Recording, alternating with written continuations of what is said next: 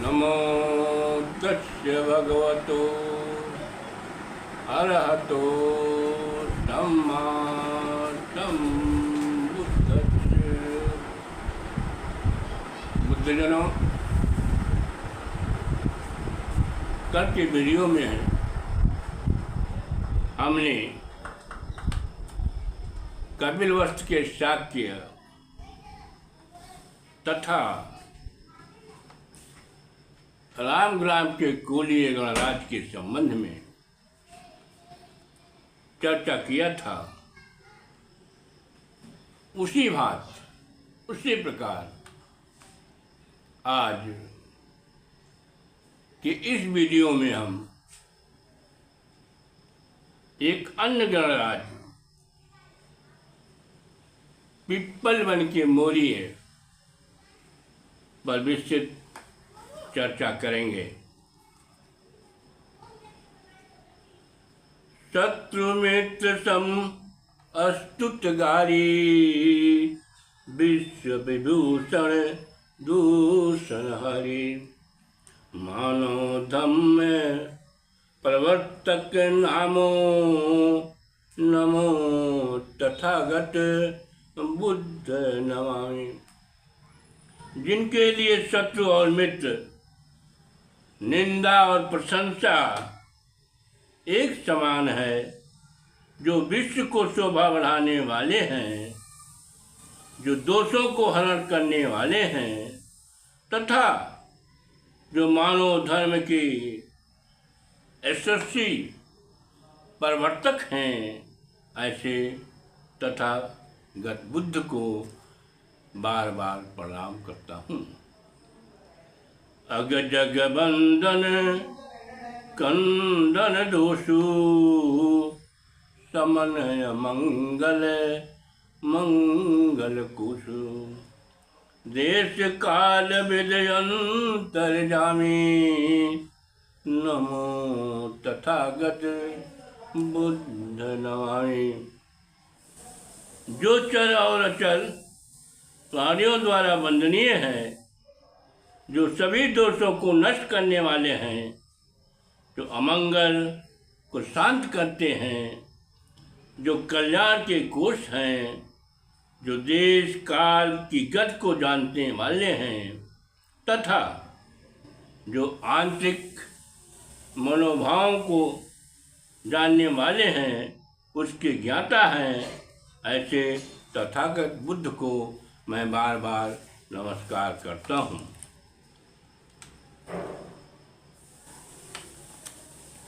प्रिय धम्म बंधु, पर्वतराज हिमालय की ग्रौन्नत उपत्यका में अवस्थित शुष्क श्यामला भूमि से आच्छादित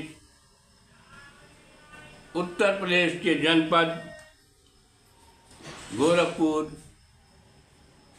कुशीनगर, महाराजगंज, देवरिया, बस्ती, संत कबीर नगर तथा सिद्धार्थनगर के क्षेत्र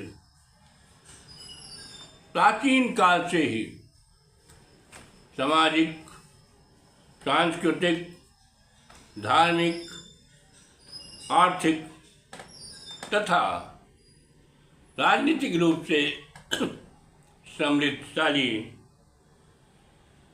वैभवपूर्ण जनासंकुल थे। यह भूमि गंगा और जमुना नदी की जलधारा के कारण बहुत ही उपजाऊ समतल थी,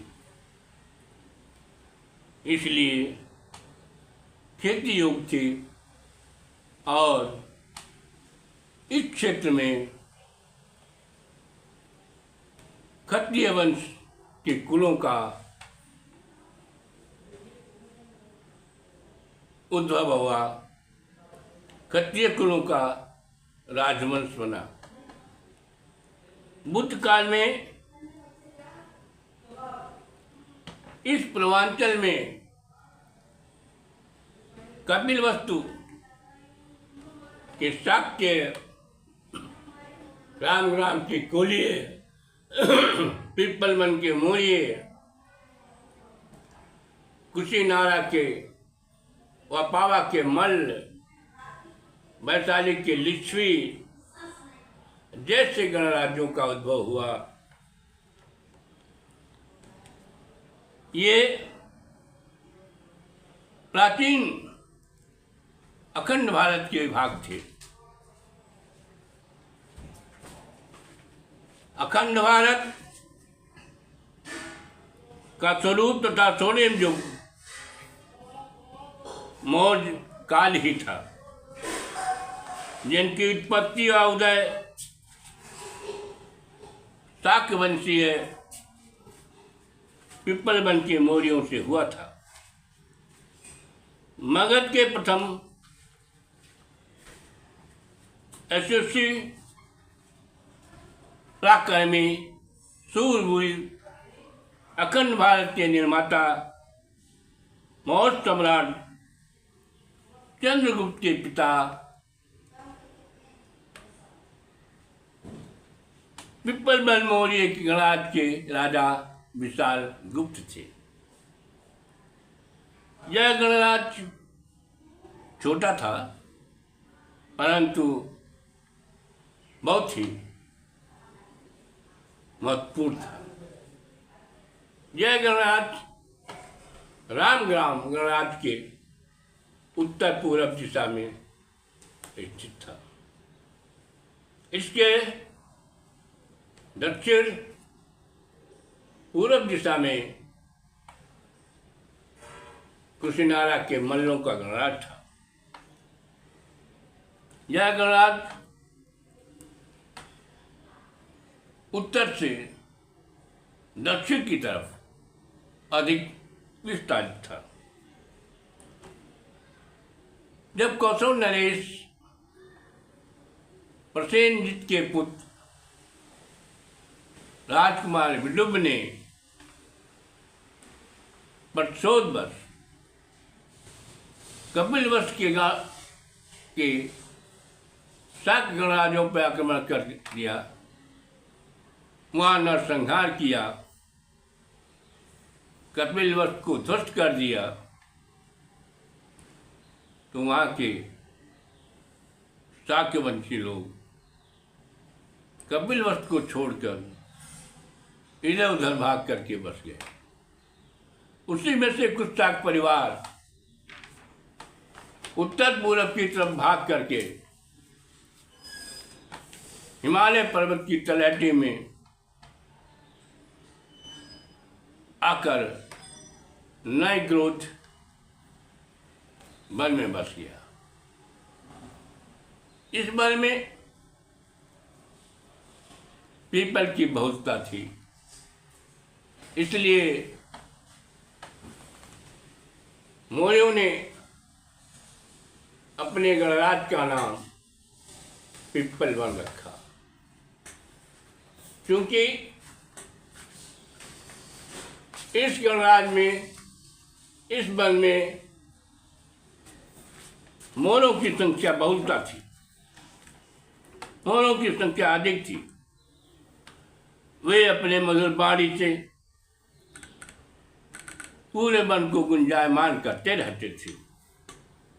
मोर पक्षियों के पंख अत्यंत ही सुंदर, रंग बिरंगे तथा मनमोहक होते थे, जिससे आकर्षित होकर मौर्यवंशी लोग अपने पोशाकों में लगाते थे, उसे अपनी पगड़ी में लगाते थे, यहाँ तक कि अपने मकानों के अग्रभाग में सजावट के रूप में उपयोग करते थे और उसे देखकर वो लोग आनंदित और परमुदित होते थे। अट्टानाम नगर श्रीय मोदायति, मोर पक्षियों के आकर्षण के कारण इस गणराज्य के मुखिया ने अपने वंश का नाम ही मौर्य रख दिया। पिप्पल वन के मौर्य शाक वंश के क्षत्रिय थे। मौर्यानाम क्षत्रियानाम बसे जाते। शाक्य गौतम बुद्ध के महापरिनिर्वाण के पश्चात जब उनके अस्थि अवशेषों का वितरण हो रहा था तो पिप्पल वन के मौर्यों ने भी अपने दूत को वहां भेजकर यह कहलवाया कि भगवान शाक्य, भगवान बुद्ध शाक्य थे, हम भी शाक्य हैं, इसलिए उनके अष्ट अवशेषों में हमारा भी हिस्सा है और वह हमको देना चाहिए। लेकिन दुर्भाग्यवश उस समय सारे अस्थि अवशेष विभिन्न राजों के राजाओं में वितरित हो गया था, तो पिप्पल वन के मौर्य को केवल अंगार या राख पा करके ही संतुष्टि करनी पड़ी। उन्होंने वहां से अंगार प्राप्त करके अपने राज्य में आए और उस पर एक विशाल स्तूप की स्थापना करके पूजा वंदना किया।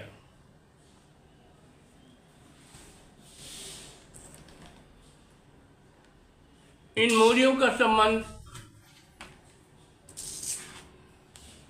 सभी शाक्य गणराज्यों के रोटी बेटी का संबंध था, क्योंकि ये सब एक ही इक्ष्वाकु वंशीय महाराजा ओकाक के वंशज थे।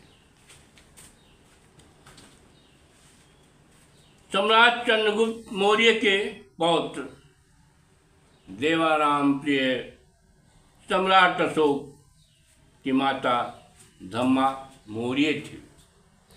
इनकी पत्नी विदिशा की शाक की राजकुमारी थी। भगवान बुद्ध ने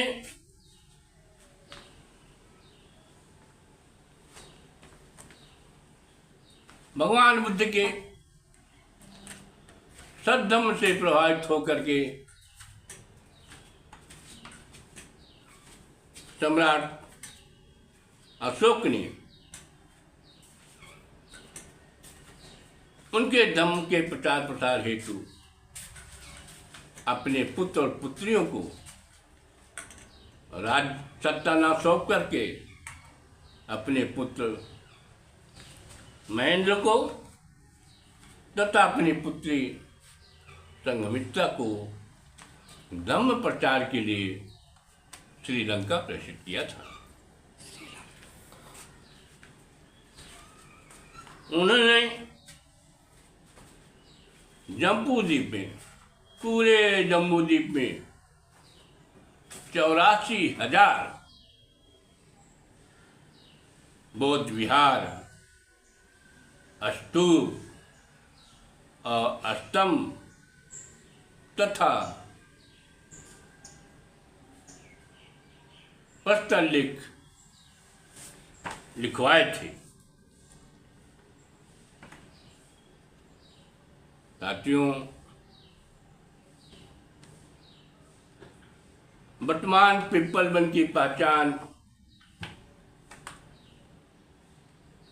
कई जगहों से की जाती है, लेकिन उनमें प्रमुखता दो जगह हैं।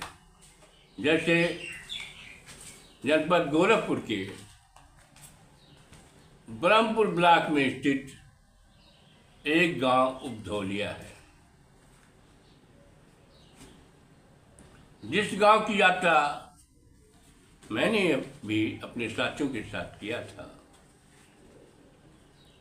वहाँ भी बौद्ध धर्म से संबंधित अनेक पुरावशेष, भग्नावशेष जगह जगह बिखरे पड़े हैं। कहीं विहारों की ऊंची चौड़ी दीवारें हैं, तो कहीं 2-3 स्तंभ के ऊपरी भाग मिट्टी से ऊपर दिखाई देते हैं। मुझे तो वहां के किसान ने गुप्त काल के 2 सिक्के भी दिखाए थे। वहां कि एक ऊंचे टीले पर स्थानीय लोगों ने एक शिव मंदिर बना दिया है। उस शिव मंदिर के अंदर भगवान बुद्ध के कई खंडित मूर्तियां स्थापित हैं, जिसकी लोग हिंदू पूजा पद्धति से वंदना व नमन करते हैं। उसके आसपास बिखरे हुए हथपथुआ ईंटें, मिट्टी बर्तन के लाल और काले भाग आपको मिल जाएंगे।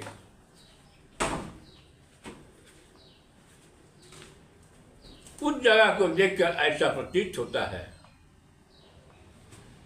कि आधा किलोमीटर की एरिया में फैले हुए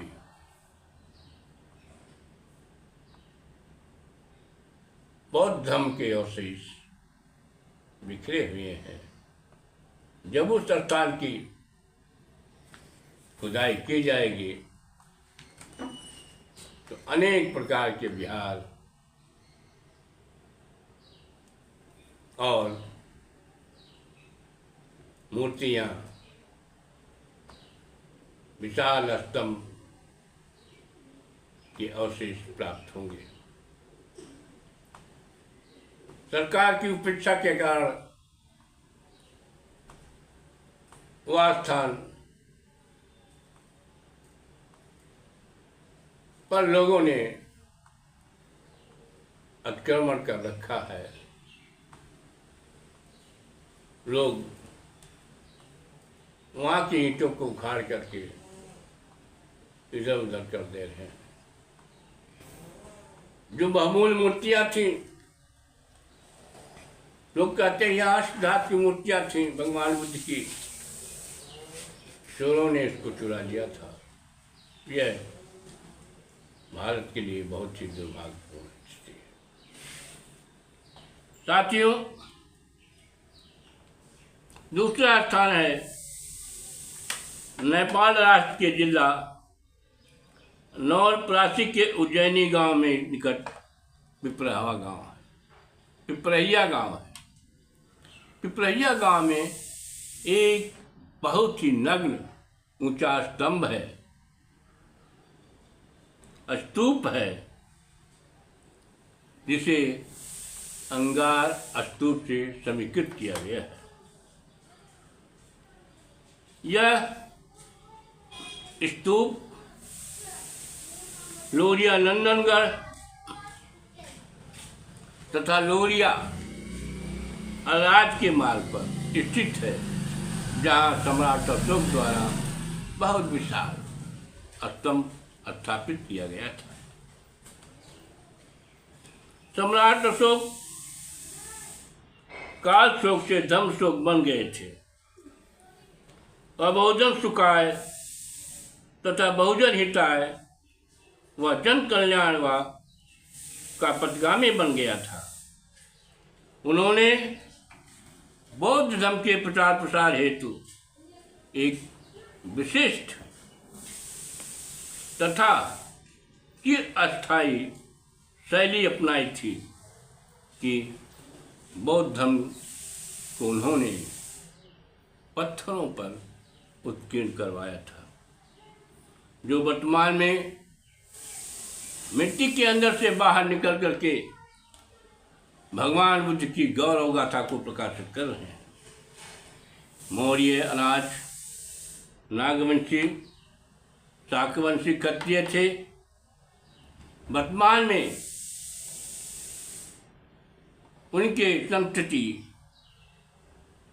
उनके वंशज के लोग पूरे भारत में बिखरे हुए हैं, जो विभिन्न क्षेत्रों में विभिन्न नामों में से जाने जाते हैं, जैसे मौर्य, मौर्य, कोयरी, कुशवाहा, सैनी, शाक्य, गहलोत, मुराव, भगत, काछी, मंडल, कछवाहा, माली, फूले, रेड्डी, वरमाली आदि। मोर वंशावली पर लिखी हुई मेरी पुस्तक पीपल वन के मौर्य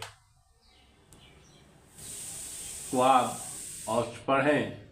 इससे आपको मौर्य वंशावली की विस्तृत जानकारी हासिल होगी।